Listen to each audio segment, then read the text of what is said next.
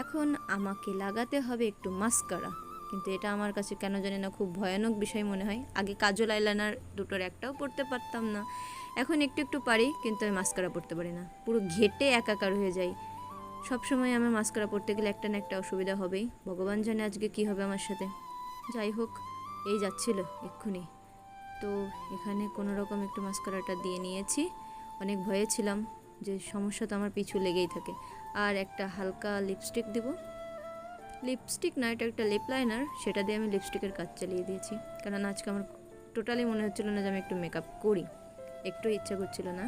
যাই হোক, সেই অনুযায়ী আমি দিয়ে নিয়েছি একটুখানি ব্লাশ। আর ব্লাশ দেওয়াটা আমার কাছে আরও বেশি ভয়ের মনে হয়, কেন জানি না মনে হয় যে কখন জানি শিব গড়তে যে বাদর না তৈরি হয়ে যায়, আর সে কারণে আমি অল্প একটু ব্লাশ দিচ্ছিলাম।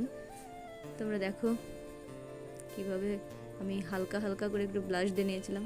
তো আমি যেখানে আছি সেখানে প্রবলেম থাকবে না, এটা তো হতেই পারে না, প্রথমেই বলেছিলাম প্রবলেম একটা না একটা কিছু হতেই পারে। সেই যে লাগিয়েছিলাম মাস্কারা, আর সেটারই একটুখানি আমার মুখে একদম লেপে দিয়েছে।